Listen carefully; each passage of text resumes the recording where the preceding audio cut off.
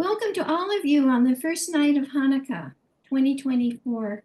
We're here with Barbara and Jay Schauer to celebrate the holiday and hear the Hanukkah story as only Jay can tell it. It's a wonderful story, and I'm anxious to begin. Happy Hanukkah, Barbara and Jay. Okay, so my plan was to show the prayers online as we lit the candles, but that's not going to work. So we're just going to sing and light the candles, and you guys can follow along as best you want. Baruch atah Adonai, Eloheinu melech haolam, asher kiddushanu b'mitzvotav, v'tzivanu להדליק נר של Hannukah. Baruch atah Adonai, Eloheinu melech haolam, asher nisim avotenu bayamim ההם בזמן הזה.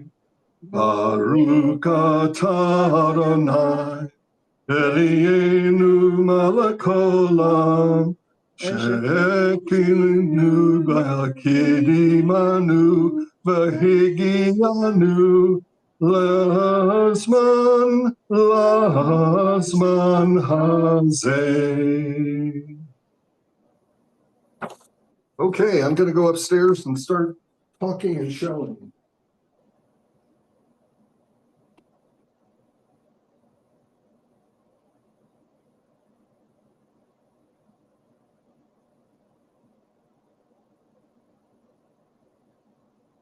Okay, can you guys see me? Super. Yep. And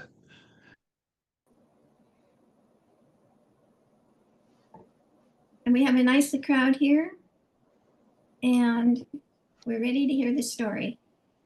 okay. As only you can tell it. Okay, well, I'm about to tell it. Good. I love it. Now, what do I do? Is that it? Am I sharing? Can you see this? No, what are we supposed to see? This. You see that? Looks like a PowerPoint chart. No, it's not showing. So, oh, now it's coming up. Okay, there it is. Those are the prayers. We see the prayers. Okay. All right, good. So that's sort of better. All right. Okay. So I'm going to tell the story of Hanukkah, and I'd just like to give a little introduction that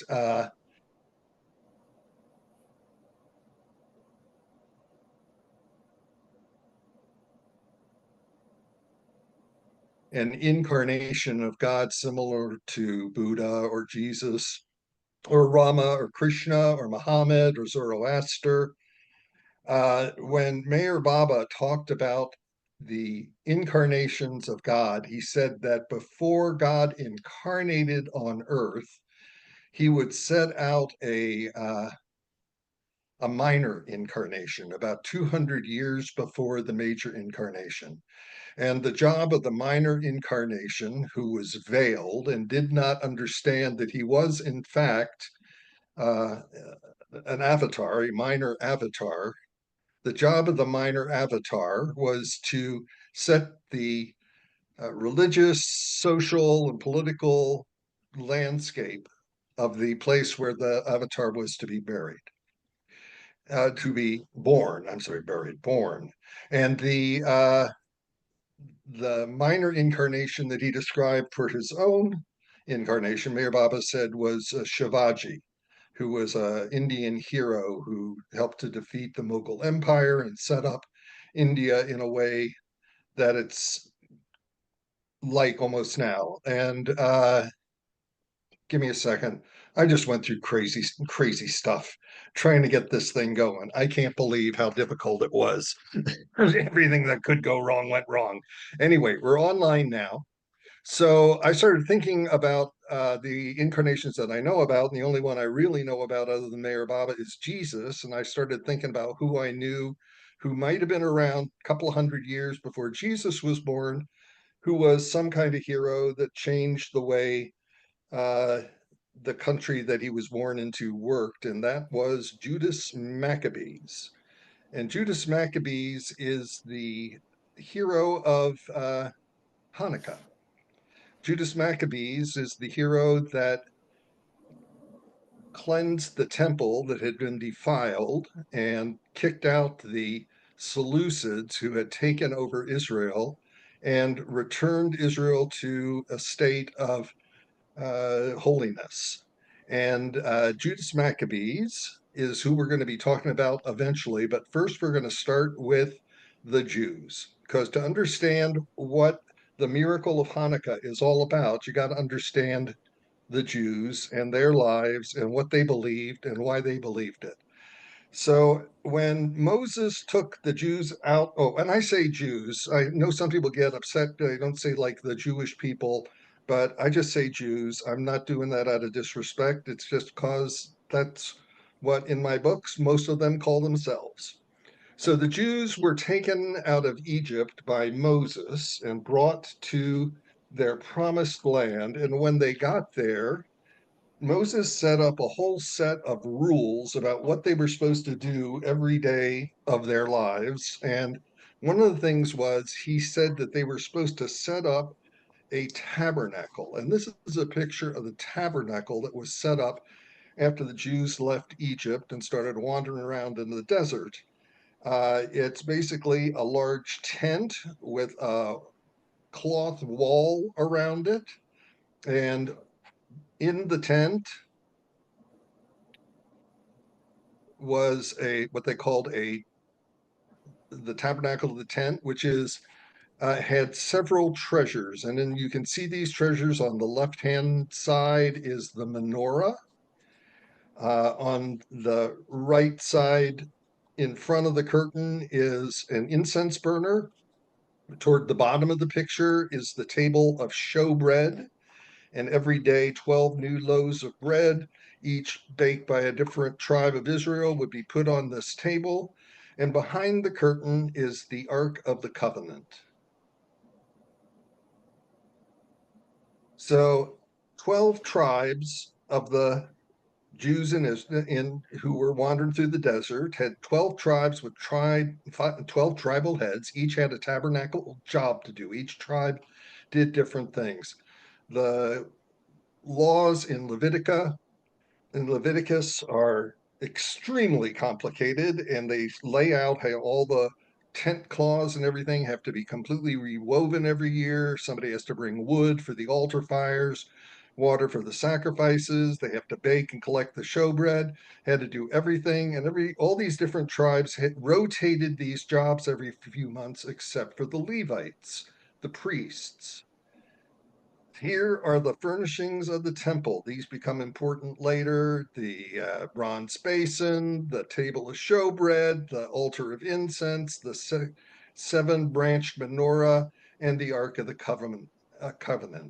Outside the temple was an altar for burnt offerings. This is the Ark of the Covenant, a recreation of the Ark of the Covenant. It's just like the one you see in Raiders of the Lost Ark. This Ark of the Covenant contained the shards of the Ten Commandments, the manna that had been sent down from heaven to feed the people on the way. And this is where the clouds of smoke by day and clouds of fire by night would emerge to lead the people out from the desert to the homeland that was being promised to them. It was constantly producing smoke and fire all the time. It was being carried in front of all the Jews as they moved forward, and they'd be moving forward, seeing the smoke and flame that was supposed to be guiding them. Yeah, and Aaron's rod. So on top of here are cherubim. And I want to talk about angels because they play a role in this.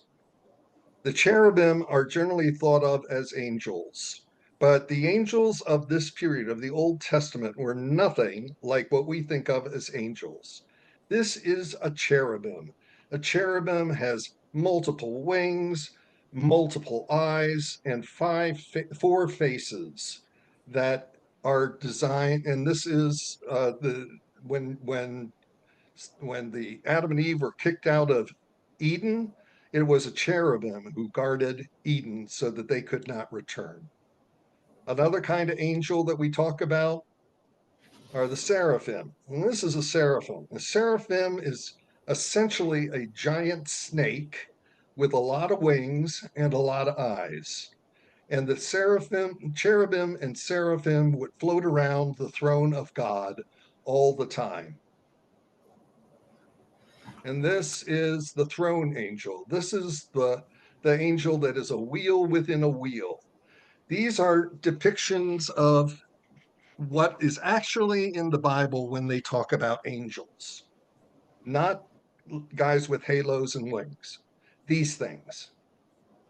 This is the early Old Testament description of angels. Now we need to talk about sacrifices because the Jews used the tabernacle, the tent, to do sacrifices. Why they were doing sacrifices is because God laid out a whole bunch of rules about things they're supposed to do and not do. And if they managed to break any of these commandments, they had consequences. When you sinned, God said you would be made poor, sick, and or dead, and that also your sin would fall on the heads of your descendants for the next 3 to 4 generations. So when you did something, you were bringing essentially a curse on yourself, your children, your grandchildren, and your great grandchildren. And the only way to get out of that was to atone by offering a sacrifice, which was prescribed in the commandments for the particular sin you had done. A sacrifice meant burning something. It meant killing and burning an animal, typically. Sometimes sacrifices of would be ritual sacrifices of thanks, and those would be of vegetables or grains and things like that. But for a sin, you had to kill something and burn it. And typically, you would burn birds, pigeons, and doves. But you'd also, for big sins, you'd have to usually get a sheep or a goat and burn that. Sacrificed animals were clean. They cut out the parts that God said were no good. They took the rest, basically the meat, and they would put it on a sacrificial fire and roast it. And when it was done being roasted, the priest would take 1/10 of the meat and give you the rest, and you were supposed to take it and ritually eat it. The priests would sell the meat that they had taken for cash, and that's how the priests made money. So essentially, this temple is, I don't mean to say it in any other way, it's basically a slaughterhouse and a barbecue. And how you would get rid of the curse of your sins was to go to the temple and kill and roast an animal and eat it. Now, you had to be ritually clean to do this. Oh, I want to talk about holocausts. The word Holocaust, I didn't know what it meant. A Holocaust is when you kill and burn an animal to ashes. And part of the temple rituals were to have 2 ritual holocausts, one each morning and one each evening. 2 lambs would be ritually uh, burned to ashes. And that burning of those 2 lambs was called a holocaust. It was the supreme offering to God of a sacrifice. You weren't taking anything out, you were giving everything over to God. To do sacrifices in this tabernacle, you had to be ritually clean, which meant for women, you had to get a bath after you'd menstruated. For anybody who had been touched or but touched a corpse or touched something that touched a corpse, you need to be blessed with the blood of a red heifer. And the priests at this time were given blood from a special heifer that they killed. They saved the blood, they diluted it, but they had to sprinkle you with the blood or the place you were living with the blood in order to make that ritually clean. And if you want to look up something interesting, look up how they are trying to genetically recreate red heifers. Just Google it. It is the most astonishing thing in the world. Okay, on to the next thing. This is the altar. This is basically just a big barbecue pit.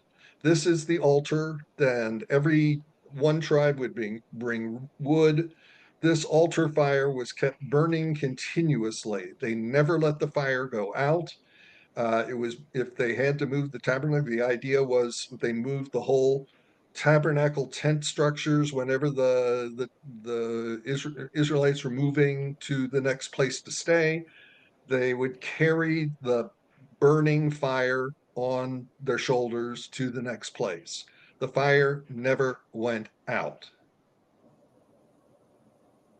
And here they are doing, standing in front of the altar. They're about to sacrifice that sheep. In the back, there's a basin of water.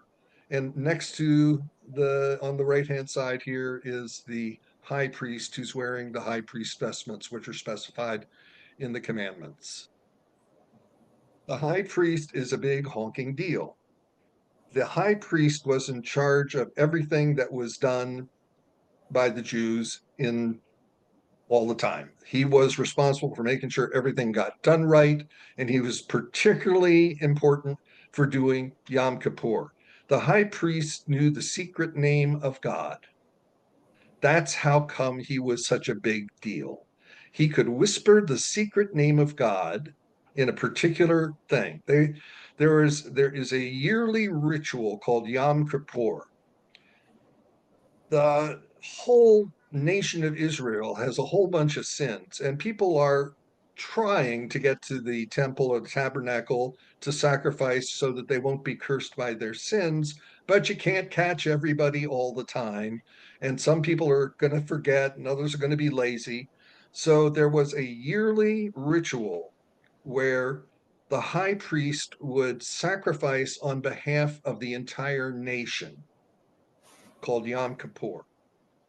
And if he did this ritual successfully, at the end of the ritual, he would go into the tent, go back behind the curtain, look at the ark, and in the smoke coming out of the ark, he would be able to see the face of God. He'd have to say the secret name first, but as soon as he said the secret name, after doing the Yom Kippur ritual, he would see the face of God. And if he didn't see the face of God, he'd known he did something wrong and everybody was still cursed. And he wouldn't be able to fix it until the next year. So it was a big honking deal to do this. When this priest was feeling bad and thought he might die, he'd say, "Find us the next high priest." And he would whisper to that new high priest the secret name of God so that priest could do it. Oh, and one thing I want to just point out, these are all the ritual things that the high priest is supposed to wear. And my favorite one is the Urim and Thummim. The Urim and Thummim were like a pair of eyeglasses that had stones instead of lenses. But the high priest could put them on and see the future. He could look through the stones at the future. It's pretty cool. Let's go on to the next slide. All right, this is Yom Kippur sacrifice. For Yom Kippur, there are two goats are going to get sacrificed. One goat is going to stay at the temple and get thrown onto the altar and burned, and the other goat is going to be let to wander in the wilderness. And it's going to get followed around by one of the lesser priests of the temple, ideally chased to a cliff where they kick it off the cliff, and it's going to land on this demon called Azazel, who was one of the first creatures that appeared on earth before humans did. He was a offspring of some angel and somebody else or something. Azazel plays a big role in Yom Kippur, and the second goat would have to be ritually killed so that Azazel actually go to its own death. So the Azazel would be satisfied, and that would be the final step of Yom Kippur. Am I doing okay here? Can people hear me and understand what I'm saying? Can you all nod or complain Yes, or something for a yes, we second? Okay. can. Thank you. All right. Loud and clear. Good. All right. Next slide. So that tabernacle and the people of the Israelite people wandered around in the desert for a good long time. They had nothing going on.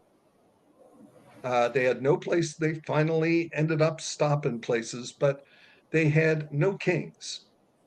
They had no kings. And they were getting attacked all the time by other kingdoms. So they went to a lot of the people went to who was Samuel, who was the prophet at this stage in time, which was about uh, 1000 BCE, and went to him and said, "Yeah, we got to have it. We got to have a king." So Samuel found a guy named Saul and said, "Okay, you're going to be the king," and he anointed Saul the king. And Saul ran around and formed an army, and he united the country that everybody should agree that he is the king and that he was going to take control of the territory that they had, and he would expand it through warfare in order to keep people from just taking them over and killing them all the time, which was what was happening on a regular basis. And he did that for a while, and then he did one thing that Samuel didn't like. Samuel gave him instructions every time he was going on into war, saying, "Kill everything. Do not spare anything. Kill everything. Kill all the men, the women, the children, the slaves, the animals. Kill everything. Leave nothing standing." Samuel demanded a scorched earth policy. And one time Saul said, these guys got a lot of cattle. We could use some cattle. And he didn't kill all the cattle. And Samuel freaked out. And he jumped on his horse and he went to the place, bringing the army with him, and he killed everything that was still standing. Then he said, "I'm going to find a different guy." And eventually he landed on a guy named David, a kid, a shepherd. And he anointed David to be the new king, while Saul was still the king. And Saul and David had fights and threw spears at each other and a bunch of other things. And that's a long, complicated story. But eventually Saul died and David became the obvious king. And he united a larger territory. And then he said, "We're going to have a capital, and the capital is going to be Jerusalem." And he took the tabernacle tent into Jerusalem, dancing as he went up the hill where they were going to put the tent, dancing up the hill naked and singing. David dancing as he walked up the hill in front of the Ark of the Covenant. That's a scene I wish they'd put in a movie. Finally, he was going to build a real temple, a standalone permanent temple. And he said, "God, I'm going to do that." And God had some problems with the amount of sort of outside of marriage activities that David was doing at that time. And he said, "You're not going to do it. Your kid's going to do it." So after David died, Solomon, his son, established that he would be the king. And one of the first things he did was start looking to other countries and making friends. And he made a lot of friends with the other countries. And he built a permanent temple that was the dedication of which was attended by not just most of the Jews in Israel, but also by delegates from other countries from all over the Levant. And when he dedicated the temple and said, "Now it's going to be dedicated," an amazing thing happened. One of the things about the Jews is God appears to them in flames. And the flaming presence of God sometimes is called Shekinah. It's a feminine form of God. And in the temple, Shekinah walked, this flame walked across the courtyard, up the steps to the door of the tabernacle, and walked inside. And for several days, smoke and fire poured out of the windows of the tabernacle. And it was that dedicated the temple. So things like the burning bush where God appears to Moses in flames, the Pentecost story where flames appear over the heads of all the disciples. That's Shekinah at work. You want to know what's going on with God? God will show you a flame. Okay, we're moving on. This is the empire of David and Solomon. The inside is what Saul, David, and Solomon. The inside reddish part is the area that Saul had unified. The grayish area is what David solidified. And what Solomon got was everything, including these yellow parts, Phoenicia and the Philistines, Philistia.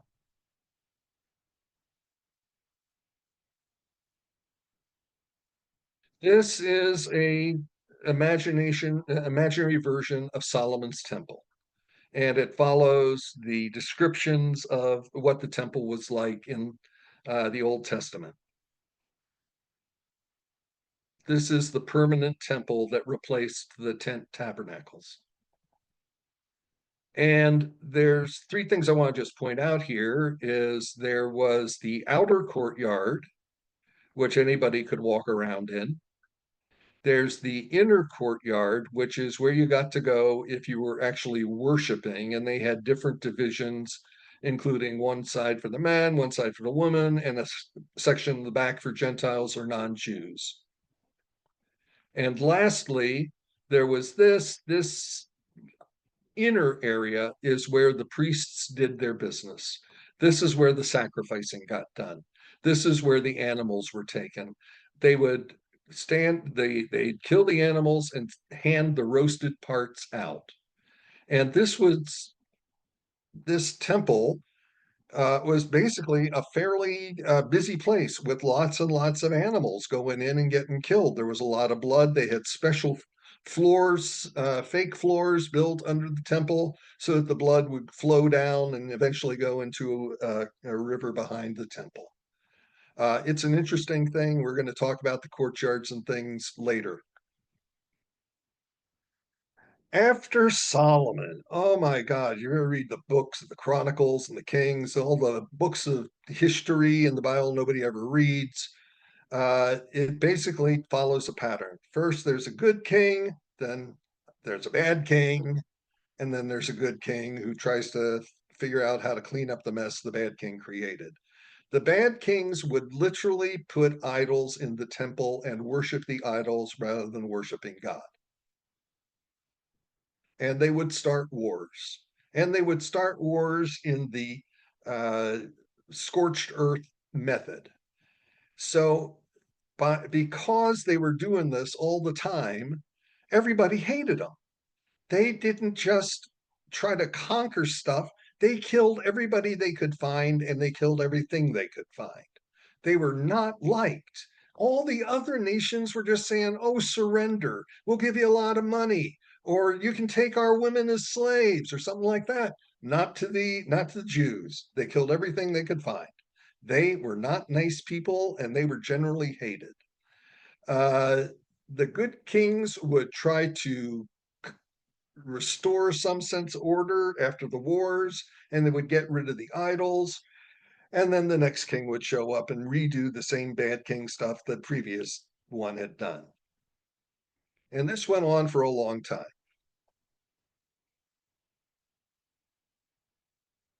Then came the Babylonians. The Babylonians took over a whole lot of territory, and one of the things they took over was Jerusalem. You've probably heard of the Babylonians. The Babylonians destroyed the temple. They brought in elephants and knocked everything they could find to the ground. They just destroyed it.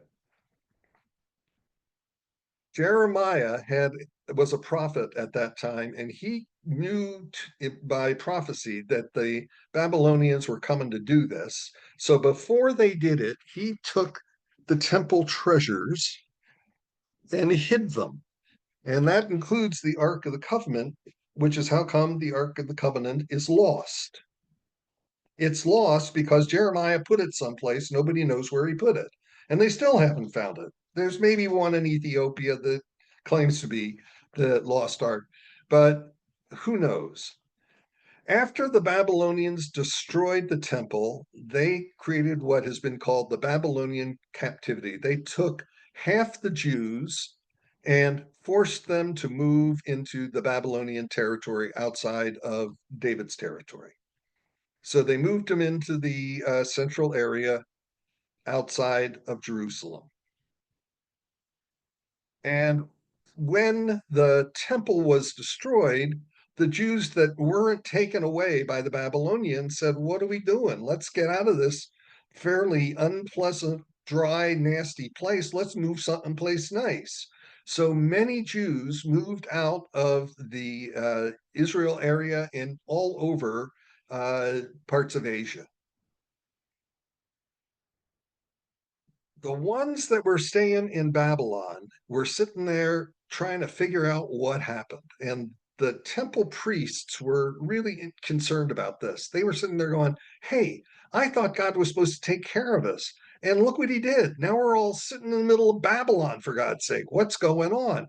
So they began to think about why that might have happened. What had they done that might have made God angry? And they said, "Well, maybe we broke some commandments." And I said, "Which ones?" And that's when they discovered that everybody, each of the different tribes, had a different version of the commandments. They had a different version of the history.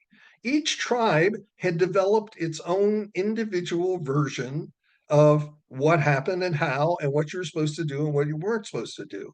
So they had a big meeting where they began to create the canonical Bible. They began to sit there and say, "Let's go through this and find what looks real. Let's remove the redundant stuff. Let's just get the essentials of what our book is about. And then we'll write it down." And then they said, "How are we going to write it down? We got 12, each tribe has its own alphabet." And all these different alphabets were based on a Phoenician alphabet, and they were all different. So this same group in Babylon developed the Hebrew alphabet. Are you with me so far? And having the Hebrew alphabet, they finally wrote down what has become basically the Tanakh, the Jewish Bible. During this time, the Persians came in, and I think that's my next slide. Let me see. Yeah, Persia took over and destroyed Babylon. Persia took over and destroyed Babylon while the people of the Babylonian captivity were trying to figure out what had gone wrong, what had they done, and why uh, why everything had happened. And during this time, the people who were trying to reconstruct the nature of the Jewish religion, which had basically they believed not only was what had saved them for so many generations, but also was the cause of their downfall for failing to do what they were supposed to do, they started talking to the Persians. And they discovered that the Persians, who had a single god, unlike the Babylonians and all the other groups in the area having multiple gods and multiple ways of worship, the Babylonians, the Persians, and the Jews had a very similar theology, different, but similar. And one of the things that the Persians described to them was this idea of a Messiah, that there would be a human who was born as God's personal emissary on earth, more than a prophet, the one who was going to set everything right. Persians believed that. They also believed in angels, and they believed in human style angels, angels who had wings and faces and bodies just like normal people, except with the wings and the halos and stuff. And they also believed in a physical resurrection that would happen at the time of the last judgment. The Messiah would set everything right, and then the Messiah would say, "Now that I got everything right, everybody who was good ever is now going to heaven, and everybody who was bad is going to hell." The Jews did not have a nice place called heaven or a bad place called hell. All they had was a single place that everybody went when they died. Heaven and hell were Persian concepts. The Messiah is a Persian concept. And the physical resurrection that was to occur, where good people would actually go to heaven in their physical bodies, perfected, was a Persian concept. And all these thoughts resonated with the Jews. And it's about this time that as people were writing down the Bible, what became the Bible, did you start seeing references to messiahs and last judgments and the perfection and the physical resurrection? They start showing up as like inserted verses in Isaiah, for example. You see like everything's going along, and then suddenly, oh, there's going to be a Messiah and a physical resurrection and a last judgment. You go, wait a minute, where'd that come from? It came from the Persians. It came from the people who had been influenced by the Persians. This group of people who were trying their best to be the best Jews that they could to establish the new forms of Judaism went into two camps. There were the priests, the temple priests, the Levites, who thought that the commandments that were given by God had been given only to the priest tribe, only to them. They were supposed to do everything right. Other tribes could do without getting into trouble. They could break commandments without getting into trouble.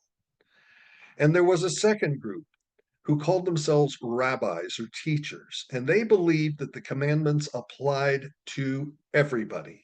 And they also were the ones who were very happy about the idea of the Messiah, the angels, and the physical resurrection.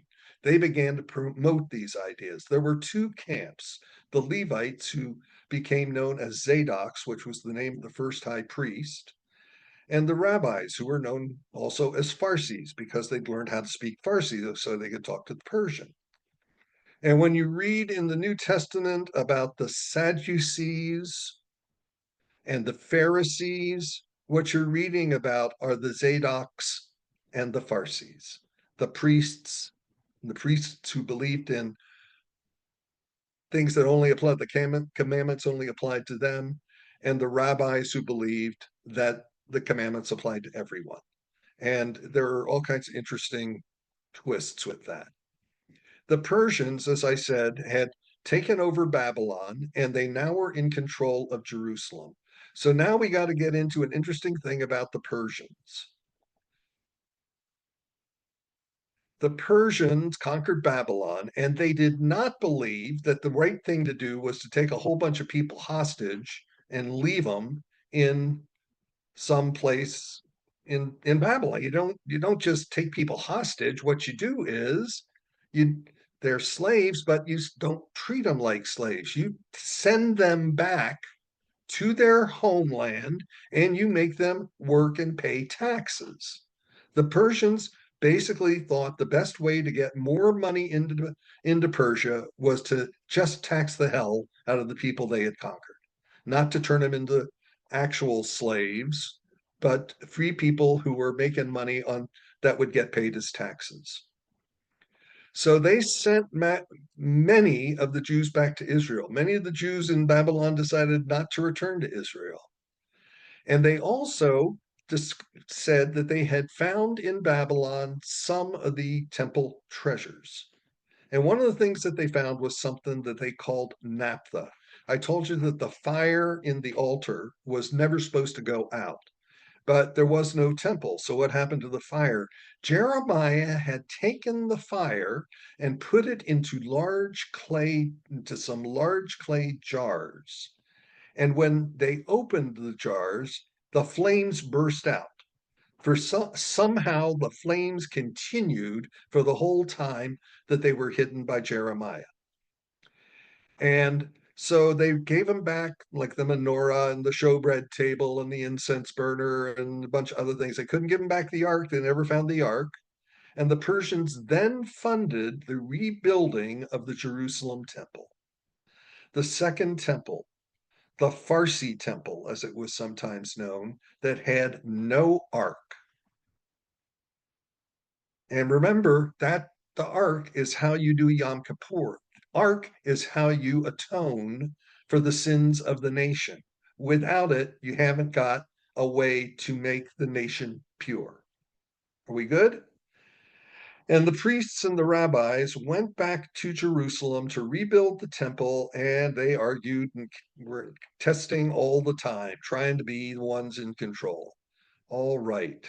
How am I doing on time? What time is it? Ooh, bad. Okay. Here they are rebuilding the temple. You can just imagine. The second temple had a much bigger wall than the first temple. They'd learned their lesson. They didn't want elephants coming in.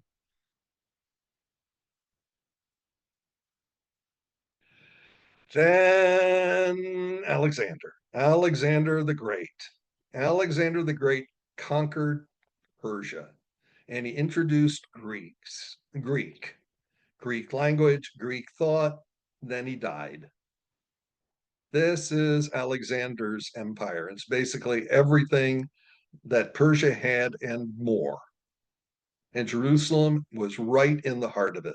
And Alexander was in charge, and then he died. And the empire was split up into 5 different pieces. And the ones that concern us are the ones in this area. And they are the Seleucids, who are in the north, and the Ptolemies, who are in the south, more like Egypt. Here's I don't know if you are good seeing the colors. This orangey part is the Seleucid Empire. This brownish part is the Ptolemaic Egypt Empire. And right in the center, where they connect, right there, that's where Jerusalem is. And that was a border area that was disputed all the time. And the Seleucids and the Ptolemies would fight over it all the time, but they wouldn't fight in the city. They fought back and forth around the city, trying to have a border that they would control that was south or north of the city. So Jerusalem survived quite well during this time, but the control of Jerusalem was passing back and forth between the Ptolemies and the Seleucids. The Jews were no longer a kingdom. They had no king. They had no army. They could not do war. There were Jews all over the place in the world where they had gathered in groups. They formed what they called synagogues, which are places of worship that were not like the temple. They were just more like synagogues are today. And each synagogue would have a rabbi in charge. So the rabbis believed that you could worship God without doing sacrifices in a temple.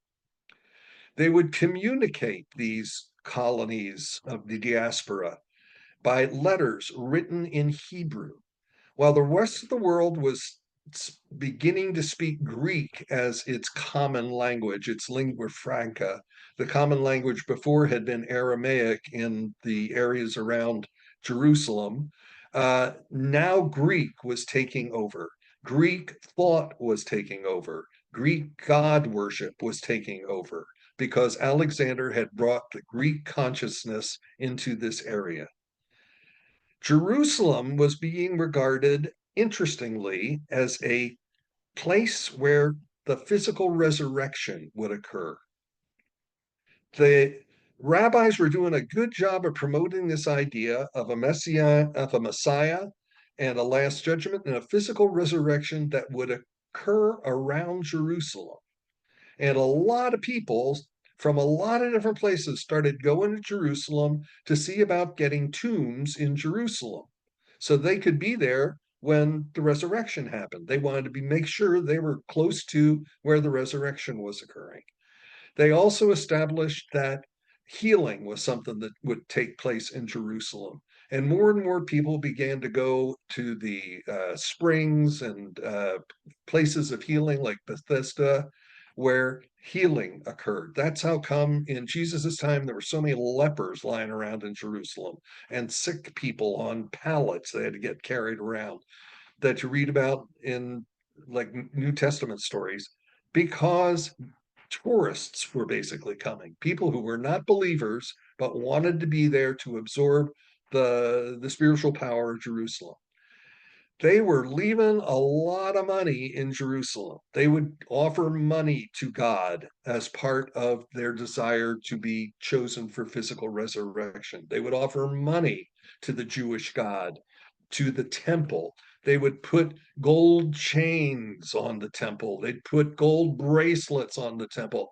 They would give money to the temple. The temple began to get very rich. And as it became rich, they began to lend money to the various groups and countries in the area. So the temple became sort of the bank of this whole empire. And they did it by not moving physical gold. They could move through paper transfers. There were all these diaspora groups where people had their own money and their own treasures, and the these people would write letters to each other saying some guy wants to borrow 100 shekels or something to some guy in a synagogue in East nowhere, and the person would get the letter and dig up 100 shekels and give it to him. They didn't have to actually transport physical money, which is a dangerous thing to do because it's easy to steal physical money. They were moving around paper money. They were moving it almost like banks do today.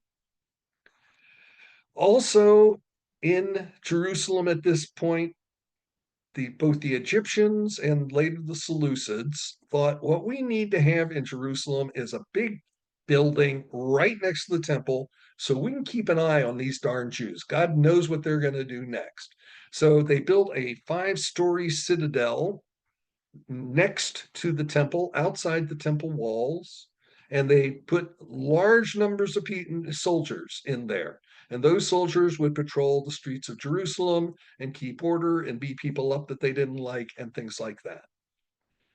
And eventually, the Seleucids took over from the Ptolemies, and they took over the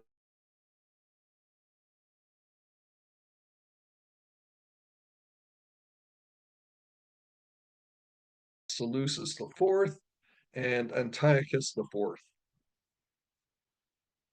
This is about 170 BCE. I say BCE, which means before Common Era, which is how Jews describe the pre Arab time. Okay. Ooh, wait a minute. What are we doing here? Oh, no, I've gone too many slides. All right. We're going to talk about Antiochus. I don't know how these slides got out of order. Okay, where's Heliodorus? Oh, here we go. All right. This. All right. Seleucus the Fourth is the emperor of the Seleucids. And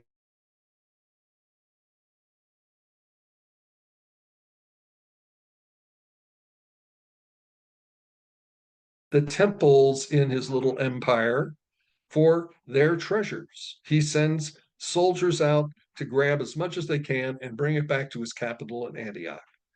And he sent a guy named Heliodorus and an armed force to steal the treasury of the Jerusalem temple. He sent 40 ox carts because he knew they had a lot of gold and a whole bunch of soldiers. So Heliodorus went to the temple, drove the ox carts into the courtyard, and then he went up mounting the temple steps. And as he did it, an angel on horseback came riding out of the sanctuary and blocked the door. And then 2 angels with flaming swords came out, and they grabbed him, threw him to the ground, and whipped him. And here's an actual photo of that happening, taken by Raphael, of all people. And I'll just show you a little zoom in. These are the angels beating Heliodorus with whips. Well, Heliodorus didn't like that very much, and he had not expected the Jewish God to be so vengeful. So he raced back to Antioch. He went back and killed the guy who had sent him to this temple. And then he said, now I'm in control. He was in control of the Seleucid Empire for a couple, 3 months, and then Seleucus, no, did I say he killed Seleucus on the throne? He killed the emperor on the throne. The emperor's son came and stabbed him one day and killed him.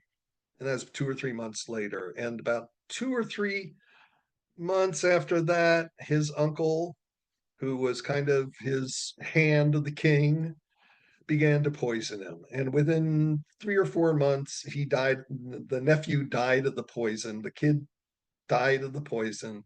And the new emperor became the uncle. And he named himself Antiochus Epiphanes, which means God on earth. He thought he was something special. So Antiochus did these things. The temple was run by a ruling body of the temple priests and elders called the Gerousia. And they were the ones who selected the high priest after an old high priest died. Antiochus conspired with a guy named Jason, the brother of the current high priest, and said, here's what, you give me a ton of money, I'll make you the high priest. Jason promised to send Antiochus 700 silver talents every year. 700 silver talents is 42,000 pounds of silver. 6 solid silver Mercedes Benzes every year. Antiochus sent soldiers to the meeting of the Gerousia and suggested, in the most casual way possible, that they should make Jason high priest. And what do you know? They did, even though the current high priest was still alive, and even though the current high priest was Jason's brother. Jason, the new high priest, was the only high priest selected without following the traditional pattern of somebody dies, the next high priest comes along. He's the only high priest who never got the secret name of God, or the first high priest to not get the secret name of God. Back in Antioch, oh, wait a minute, I did that. Oh no, I didn't. Heliodorus, I did that line. I got out of line here. Okay. Okay, what am I doing? Here we are.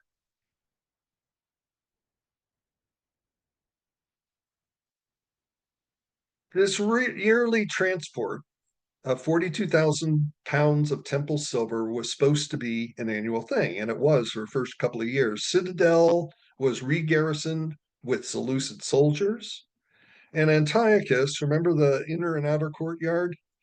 Antiochus said he wanted to erect a statue of Juno in the inner courtyard, and Jason, who's his boss, basically says, yeah, go ahead. And he did. This statue of Juno, the king of the gods, Jupiter, looked a hell of a lot like Antiochus, as a lot of people noticed. Antiochus then also built a Greek-style gymnasium or bathhouse in the outer courtyard. The priests got so involved going to this gymnasium that they would leave their duties and then they would just get mixed up and forget to come back. Also, the other Jews who were going to the gymnasium noticed that they, unlike the Greeks who were visiting the gymnasium, didn't have foreskins. And it was during this time that circumcision reversal became quite a big deal among the Jews. They would stretch out the little bits that were left of their foreskins, trying to stretch them out to make them look like uncircumcised foreskins. And the rabbis and some of the priests and most of the middle class hated all this stuff. There was another guy lying around in Jerusalem, a guy named Menelaus, who had charge of the temple treasury, and he bribed Antiochus. His deal was 700 talents of gold every year. That's 6 to 8 times more cash value than the silver. When he started sending these ox carts full of gold up to Antioch, there were riots in the streets. And Antiochus would send in the soldiers and try to calm everything down. But now Antiochus can raise the money and has the money to raise a big army. So he raises this army, He's going to go conquer the Egyptians, and he takes the army through Jerusalem as he marches down to Egypt.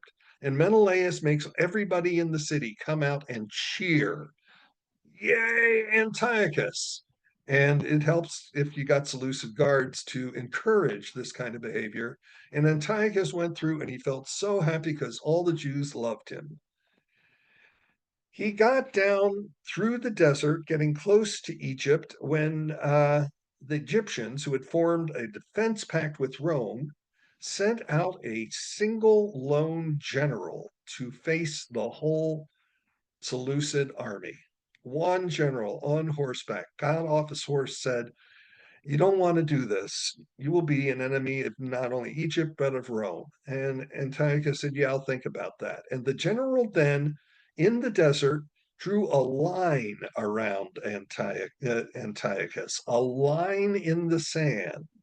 And he said, "Don't step across the line until you've made your decision." And Antiochus was faced by a line in the sand. And after a couple hours, he said, "You know what? I'm just going to go back." So Antiochus took his army and marched back into Jerusalem. Now, during this time, the Jews had heard a rumor that Antiochus had died, and they were celebrating as Antiochus and his whole army marched into Jerusalem. They're all burning him in effigy. They're cheering, "Antiochus is dead," blah, blah, blah. Antiochus comes in, and he's not exactly happy. So he orders his soldiers to kill everybody they can find.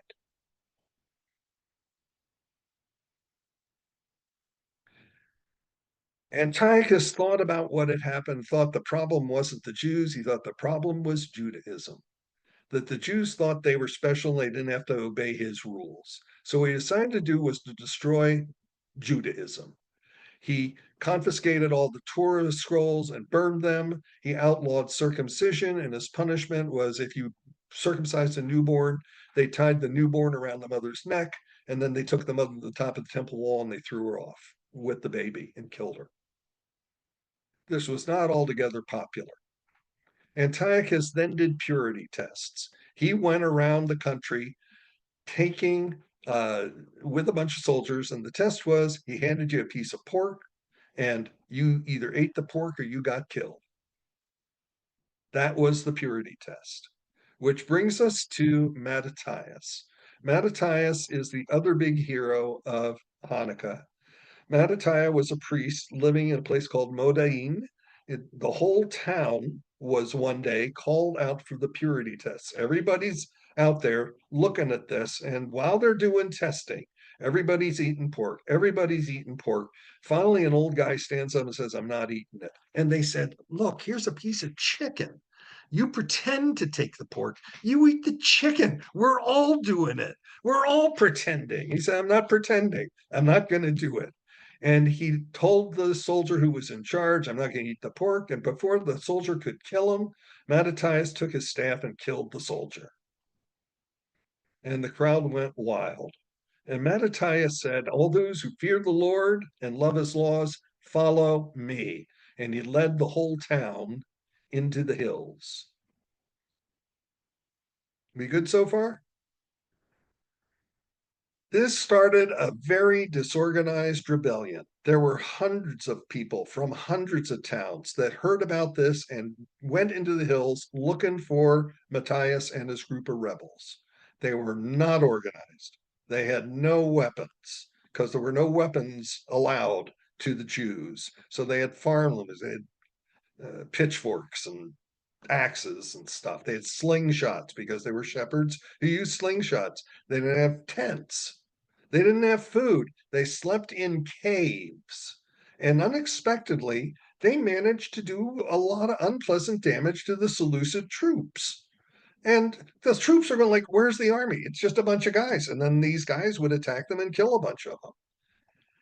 The Seleucids finally figured out a process. They just kept out of the way of the rebels. They discovered that the rebels would go and sleep in caves, but on the Sabbath day, they would not leave their caves because it would break the Sabbath commandment. So they just went to the caves where the Jews were hiding for the Sabbath day, and they would set all the Jews on fire. And the Jews, they set the front of the cave on fire, the fire would spread, the Jews would not leave the cave because it would break the commandment. And they were dedicated to following commandments. At this point, Mattathias heard about this stuff and he said, hey, listen, don't do that. Go out, get up, get away from the fire, fight these guys. Do not just sit there. What good is the Sabbath if there's no one left to honor it? So the rebels did not just take getting killed just because it was the Sabbath, sitting down anymore. They started fighting. And because they were fighting and making a lot of trouble for the Seleucids. And it was about that time that Mattathias died, and his son, Judas Maccabee, became the leader of the rebels. Judas was called Maccabees, which means the hammer. Maccabees is a Greek word for hammer. And so we know him by that Greek name, Judas Maccabeus.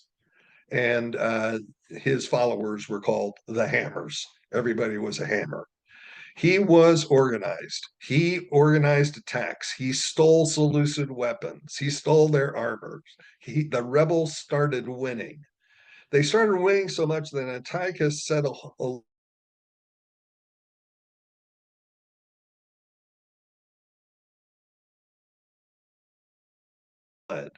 this was a big deal.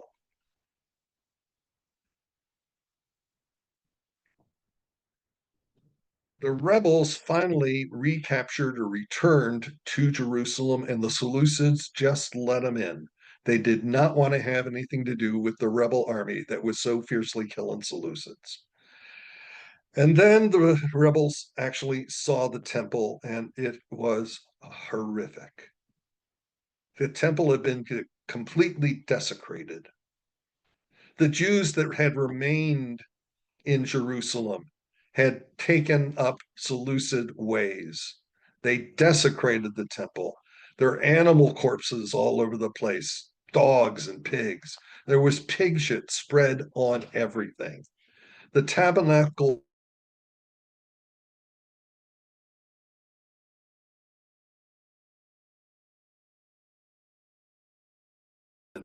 was something that is described as the abomination of desolation.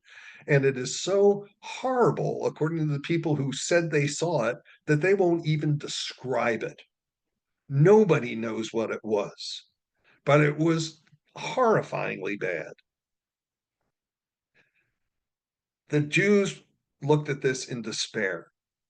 They walked out of the temple. They went to the Mount of Olives to look at the temple from the Mount of Olives, which is across the way, and they cried and they wailed and they prayed with sackcloth and ashes. They really thought God had deserted them. They really thought it was all over. But they decided that they would repair the temple. It took a lot of time.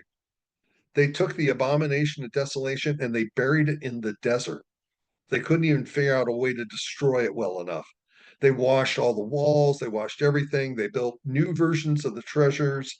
So they rebuilt the showbread table and the incense burner and a menorah and stuff like that. These were not the original temple treasures. They were copies made according to the instructions in Leviticus. And they even found a cache of purified, consecrated oil, consecrated and sealed. And they said, oh gosh, we've got consecrated oil. You have to consecrate the oil in the temple, but look, we haven't had a temple. How are we going to? But we found some. We found some consecrated oil. We can light the menorah. This is so great. So they got everything ready to try and restart the temple rituals. They had the altar wood, they had water, the incense burner, the showbread, they had the lambs for Holocaust, they had everything. And now they discovered that they still had a place to get ritual oil so they could restart these rituals. They were ready to restart the temple. And then they discovered that the seals of the ritual oil had been broken. They were no longer fully consecrated. There was one still sealed body, bottle, and that bottle was not enough to keep things going. It took a week of consecration in the temple to consecrate oil. They had enough for one day. Even if they managed to get things up and running, there wasn't enough oil to consecrate more oil. They didn't have a way to continue. They were going to be out of gas. And then they thought, what are we doing? We got no ark. We don't have any holy fire. We got some guy, maybe Judas, who might be kind of a high priest, but he wasn't given the secret word. He wasn't chosen by the Jerusia. He doesn't know the secret name. We got one bottle of oil. We're just screwed. And to top it off, we haven't been to the temple for like 10 years. We are covered with sin. We can't even start to do this stuff because we are so sinful. You're supposed to be ritually clean before you enter the temple. How are we supposed to do that? We can't do this. We're done. We're done. Everything wasted. Completely wasted. But they made the decision to try to do the temple rituals for the one day that they had. Just that one day. Just to remember. Just to show they cared. So Judas, no, helpless, and I should have spelled hopeless, right? Judas presided over this one day effort. He lit the menorah, he lit the altar, but without the sacred fire. He sacrificed the Holocaust lamb, and he did the act of preparing new oil for consecration, which was something they did every day at the temple. They use some oil, they consecrate some more. Helpless, hopeless. The whole courtyard filled with Jews for this one day.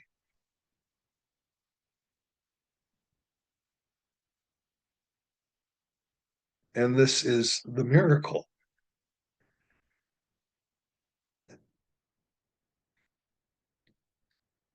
I said God appears in fire and smoke. This time, God appeared as a single flame, a simple flame that burned and didn't die.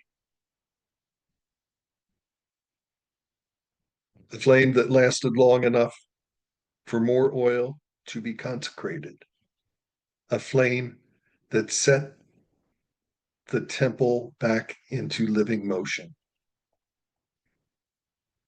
The one bottle of oil burned for 8 nights, long enough to consecrate new oil, long enough to begin the temple yet again.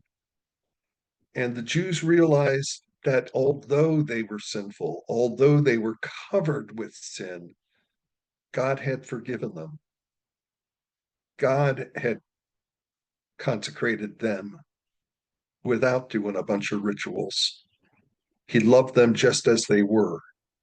He loved them for trying. I see the miracle of Hanukkah as this new personality of God.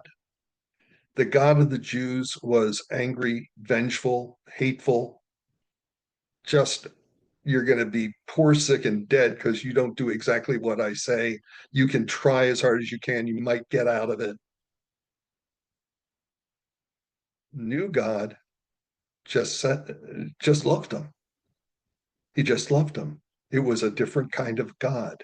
And it was the God that eventually became the God that was worshipped by these Jews, their children and grandchildren, eventually the same type of God that was loved by the Christians, the same type of God that's worshipped by the Mohammedans.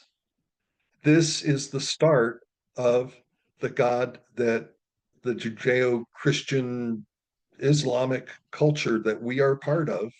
It's the God we know. It's the God of Meher Baba. It's our God. It's different than the one that came before. It changed on Hanukkah. So I'm done sharing and I'm ready to answer any questions. Thank you for this wonderful, wonderful story. I love it every time you tell it, Jay, because there's always new stuff. And this time we have pictures. Where did you get your pictures? Well, it's all AI. Oh, No, all this stuff's on all over the place. There aren't many people who look for this stuff. And mhm. I've been looking at it for a long time. I've been looking at it all over the place. Everything I told you is verifiable by other sources. Yeah,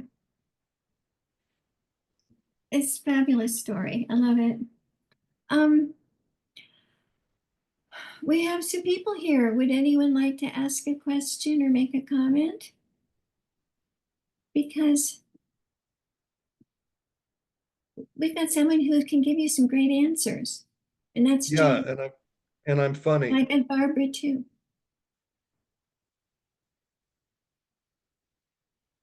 Okay, that was easy. I'm done, I guess.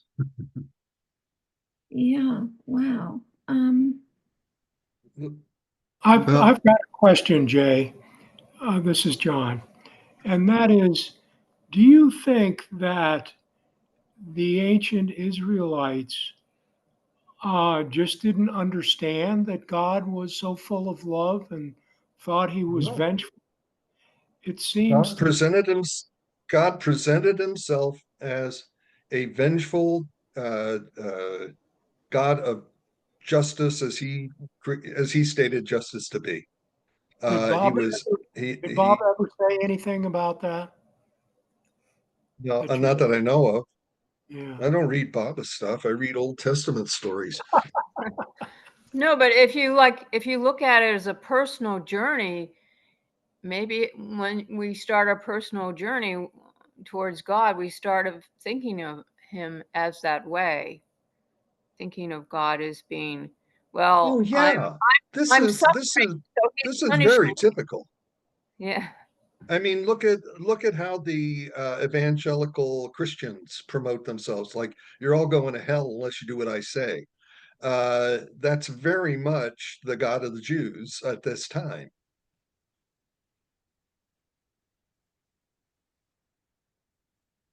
Am I answering your question, guys? It's what got written down, I said, or it's what Yeah. but there might have been some that had more perception. Is the you're talking about mystical people, people who have a different view, a personal view of God. Uh, there were prophets and things like that. It was a different kind of understanding of how God talked to people than uh, what we're familiar with in the current time.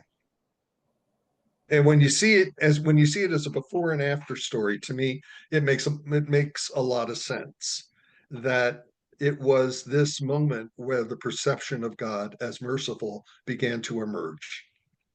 Hmm.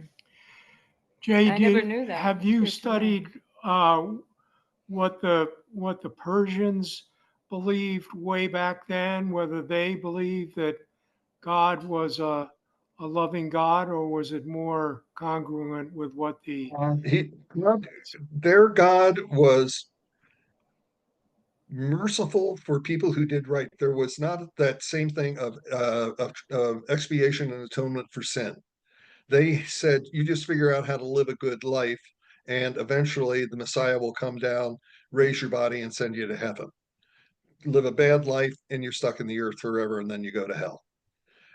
It was not the same as what the Jews were saying. There was no ritual atonement, no ritual expiation for sin. Do you know if the I've read in some places that the wise men that came to visit Jesus when he was a baby were Sufis? Have you read that before? Sufis from Persia? Yeah, I'm sure there were early Sufis in Persia. They were not the ones that were talking to the Jews. The ones that are talking to the Jews were priests of their religion, which was not Zoroastrianism. It predates Zoroastrianism. Hmm. And I haven't looked into that as thoroughly as I've looked into the Jewish stuff. Mhm. Somebody else just asked to say something. Was that Ralph? Now, I notice we have two people. Ralph, first we're going to go with Jeffrey Hancock Schonert. I see your hand up, and then we'll go to Ralph. Hi, guys. My name is Jeffrey and Jay. I've never been to one of these meetings. You're brilliant, man, but I knew that 50 years ago when we did musical together. I never realized that was the turning point.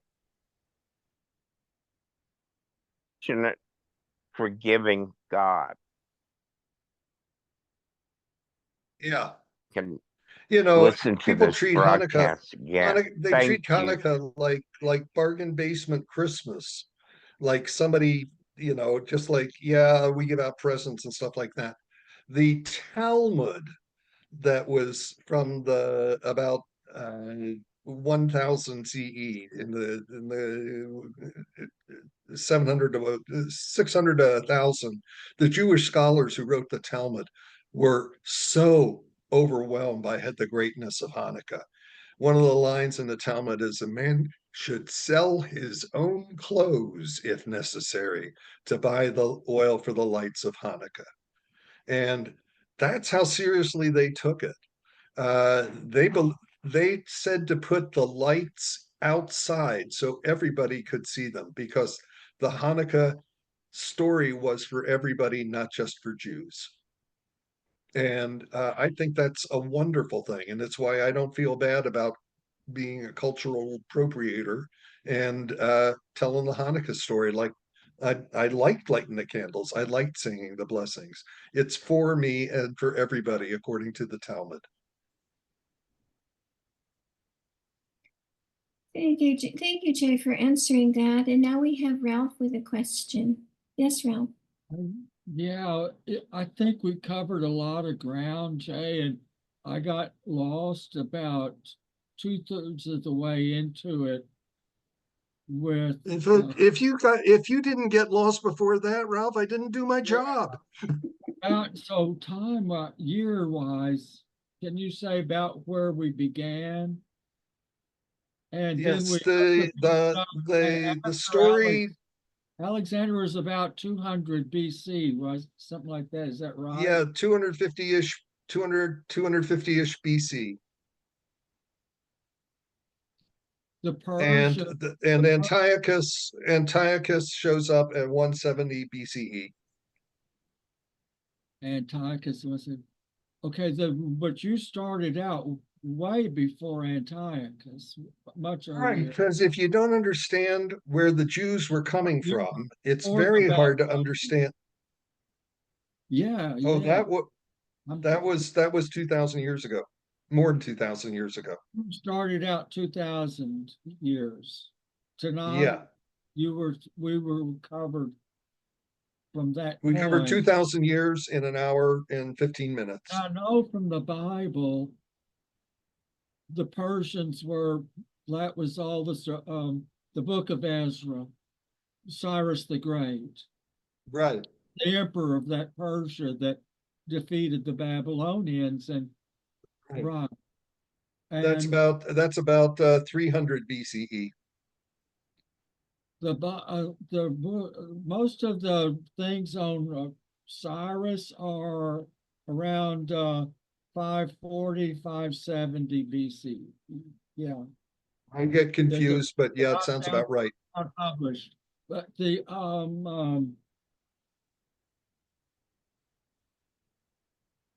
no, that was, I think, enough. That I just wasn't too sure where we had been. And then after Alexander, I knew I was in the dark as to what happened after Alexander. But the theme tonight was the Hanukkah, the lighting of the Yes, candle. yes. The rededication. And Hanukkah means represents rededication, that eternal fire. renewal. Yeah. Yeah. Jay Bob. Anybody else want to pipe up? I was going to ask you something, Jay. I know that Hanukkah is deeply personal to you as well as interesting. And I'm wondering if you found yourself going through any particular changes as you've come to know more and more about Hanukkah, because I know it's been a long-standing interest for you. Have you Well, found thank a you. relationship with the Yeah, holiday? Diane, I was going through a very serious effort of a 12-step program. And when I was in the middle of that, part of the effort is to rethink and repent your old ways and accept the fact that you can be renewed. And I found in the Hanukkah story kind of an embodiment of the renewal process, the renewal happening. And it happened at the time I was starting to feel that I had crossed a line and I was leaving an old life and going into a new life. And it merged with my personal feelings at the time. And I'm getting all fuzzy just talking about it. It's a very personal thing for me, and I want to be able to share the story because I had that vision telling me to share the story, because I don't think people are constantly remembering that renewal and rededication are continually possible. You're not stuck being who you are. You're not stuck with your old ways. God is ready to offer mercy, just like he did to the Jews 2,200 years ago. I love that. And I think that that's something that we could all feel every day, a renewal that we need. It's kind of hard to be, it's very hard to be a human being, and it's really helpful to have a holiday that reminds us that we can renew and rededicate ourselves. Absolutely. And I really appreciate that, because you've helped me see Hanukkah that way too. And it's become more and more personal for me. Very much so. Thank you, Diane. So now we have John and Deb again. The screen, you guys keep moving around. I can't find it. Here you go. John and Deb, go. Debbie, yes, they want to say something. Unmute. I was just wondering, is this something that is very poignant this time of year, or is it something you kind of live every day? Well, I get caught up in stuff without thinking about it all the time. But yeah, it's a it's a it's a source. I don't know how to put this. Uh, every day you mess up, right? Every day you do something wrong. Every day you feel bad. Every day you do this, that, and the other. But there are times when you sit there and say, I need to restart. I need to start again. I need to rethink who I am and where I am. And that happens, for me, like every 24 hours. But for other people, I think more typically, it's something that happens over years and months. And it happens for me over years and months too. This certainty that renewal is possible, that rededication is possible, that you're not stuck, is something that I that I feel confident of because I remember this story. Because I remember this story when those kinds of moments come. Mhm. You want to say anything? Okay, thank you. Thank you very much. I'm going I to listen to the recording and catch all those things I missed, like Ralph said, right? I had a thought, John and Deb, regarding what you said. Did the Jews not realize God was spirit and not ceremonies, physical slaughtering the lambs? And I mean, they had a ceremony for about every half breath. They took in and out breath. There's ceremony You're the for host. breath, ceremony for out After this, breath. It seemed hopelessly like caught up in ritual after from Moses, from the Exodus time. That to my knowledge, I don't know about prior to that, and there was plenty of history prior to Moses. But this was a big bunch. This was a culture. Like how many people, Jay, do you think? And if how many? I mean, the population got slaughtered and rebuilt, slaughtered and rebuilt, and broke up through just loss of integrity. Within over the years, integrity of like Baba said, the wick of righteousness was burning low, and integrity fell apart, and were maybe brought back together through things like the oil lasting and the miracle God presenting Himself. That would Baba would probably call that Shariat. And there are people like Well, me. after the Hanukkah era, Ralph, let me buzz into that one for a second. Before Moses, the Jewish stories describe mystical interactions with God, like wrestling with the angel, Jacob wrestling with the angel, for example, or Abraham talking to God and almost burning Isaac and all these things. God would directly communicate before Moses. After Moses, the stories that you read mostly are about then somebody attacked us and we attacked them back and we won because God liked us. It's very much a story of God being the force that is giving the Jews the ability to have a life. But it's not, how can I put it, like the Ark of the Covenant was being used as a weapon. They would bring it out whenever the other countries were terrified of the Ark of the Covenant because they'd get burned with it. They would get burned. They would catch leprosy from the Ark of the Covenant.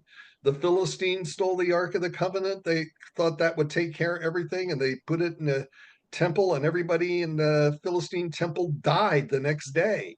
They were catching so many diseases, tumors were breaking out, the Philistines, that they sent the captured ark back to Jerusalem in a driverless cart, and they covered the ark with golden tumors that they had formed out of gold in the form of tumors, to say, take our tumors, here's our offering, take it back, we don't want this anymore. It's an amazing story, but you're right that it was a very material presence of God in this whole period, post Moses, pre Hanukkah. And it was one of the things that the Jews had thought they had lost because the material presence of God was no longer available to them. the ark was gone, like that. The treasures were gone. The stuff that they cared about, the physical material stuff that they had cared about for 1600 years had disappeared. And they were trying to figure out, how do you start up a religion when you don't have all the physical stuff that tells you God's there?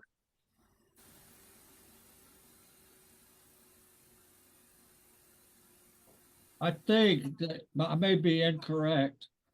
I think when Persia got the Jerusalem back from the Babylonians, I think that was during the time of Buddha's lifetime.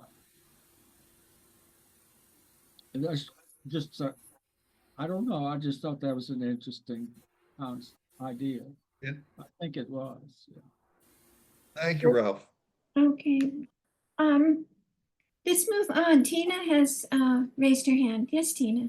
Yes, I think it speaks to the power of Baba's forgiveness. And he is so compassionate, and he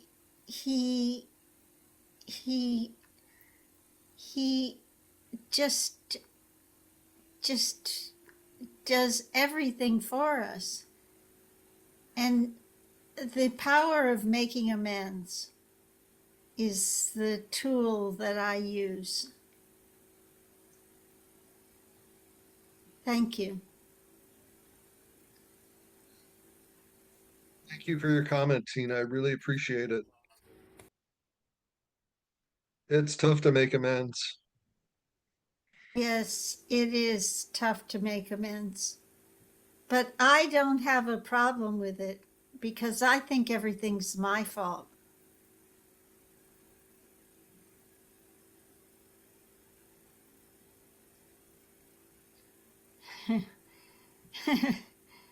Yes, I do think that everything is my fault. Everything's a lot, Tina. Yeah, everything is my fault. Wow. Yikes. What a burden.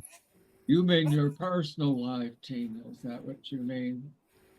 Yes, my Trying to bring personal your life. family to get back into harmony. Yeah. Yes. Tina, I gotta say, if in your life you have broken 1% as many hearts and minds and relationships as I have, uh, I can't even imagine. I can't imagine you. There's just use me as a comparison. There are I'll people. do There are that. people out there.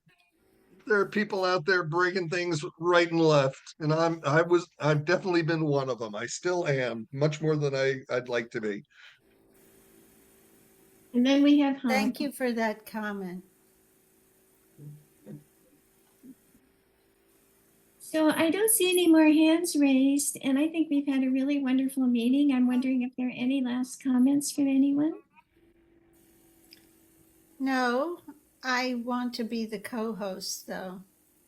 I will make you co-host. And just give me a second.